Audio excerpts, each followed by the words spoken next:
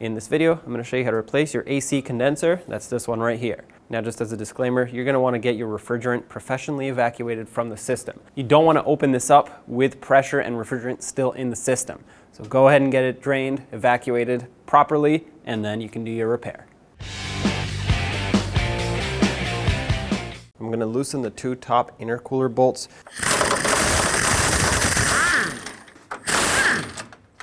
Take an 11mm and loosen up these two clamps. This is going to allow you to remove the fitting here, or the coupler. On the driver's side, right next to this power steering cooler hose, I'm going to remove this 10mm bolt.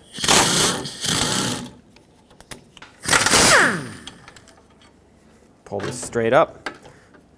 Now from underneath, you'll see this hose here with two clamps. I want to loosen up this one that bolts up to the intercooler. Use your 11mm socket and loosen this up. You don't have to take it off completely, just loosen it up, and that will allow you to remove this hose off of the intercooler. Okay. And now with that lower fitting disconnected, we can pull the intercooler right out. Set it aside. I want to get this cooler out of the way now, so two 10mm screws hold this on to the upper radiator support. Unclip it from the latch cable.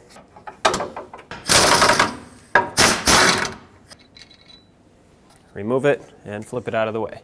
Let's remove the two 13mm nuts that hold these lines onto the AC condenser.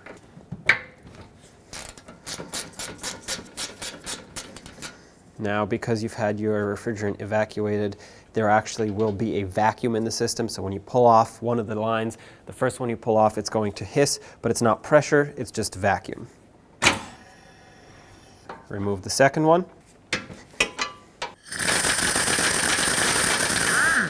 Pull this line off. Some PAG oil will come out.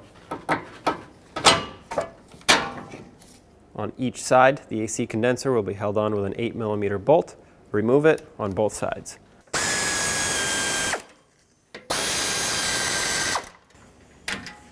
At this point, there's nothing else holding it on, so we just have to maneuver it out of here. Lift it up to unhook it from the radiator clips.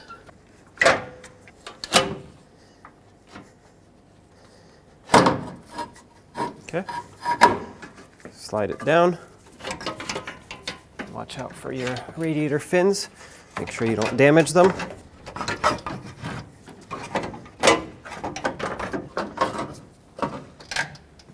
And there it is. On the new AC condenser, it'll come with studs that you have to thread in so that the nuts have something to grab onto, so you don't have to reuse your old ones. You can reuse just the nuts. You don't have to worry about pulling out the studs. And to get these tight, well, you don't actually have to get them all the way tight. You just have to snug them up. You can grab them with some pliers and give them a twist. The reason for that is because these being studs, when you put the nuts on and you tighten them, the nut will actually pull the stud out and therefore tighten up both sides of the threads. So as long as you get it nice and snug, you're good. And if you didn't want to do it with pliers, you have a Phillips head cutout on both, so you just use a screwdriver and tighten them up. Now take the new AC condenser and slide it up and into its mounting position. Again, pay attention to your fins on the radiator and on the AC condenser.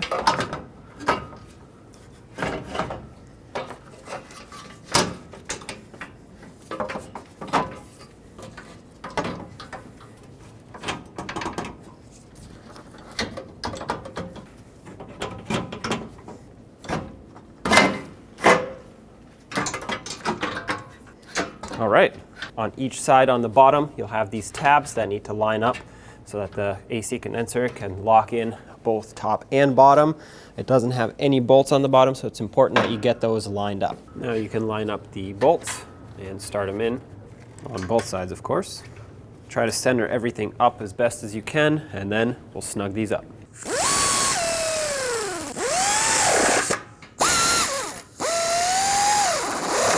Next, I want to reconnect the lines Preferably, if you have it, you should use some PAG oil and even replace these O-rings. If you don't, just make sure they're in good condition still, and of course make sure that this spacer / gasket is still on here.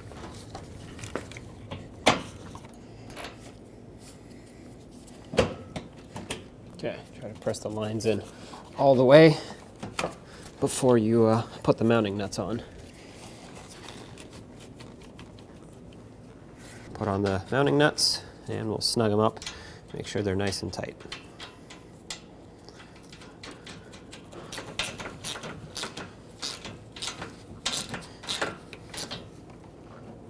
Okay. All right, let's put this cooler back.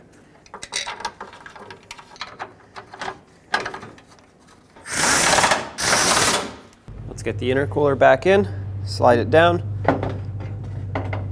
Make sure it falls into its mounting bushings on the bottom. Now let's reconnect the lower hose. Bring it up and over. Make sure it's fully seated here. There we go. All right, make sure you bottom it out up against the ridge here. And bring your clamp over.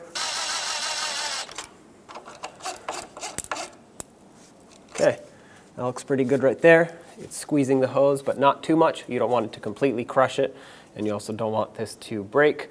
Put this coupler back on, line up the intercooler, and now that we know that everything lines up, let's put the bolts in.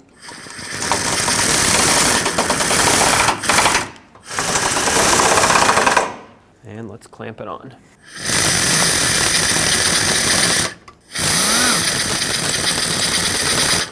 Let's reattach this cooler, line up the tab on the bottom and then the top bolt hole. Start it in. And don't forget about this one that's hiding down here. This one is held on with a rubber bushing, so make sure you don't crush that bushing. As you can see, it's starting to squish, so I stopped. If you crush it completely, it'll split and deteriorate over time a lot faster. Now that the repair is complete, you can have the system properly, professionally charged. It's important that the right amount of refrigerant and PAG oil go back in here so it can work properly. There you have it. When only the best will do, demand TRQ. The only company that lets you view before you do.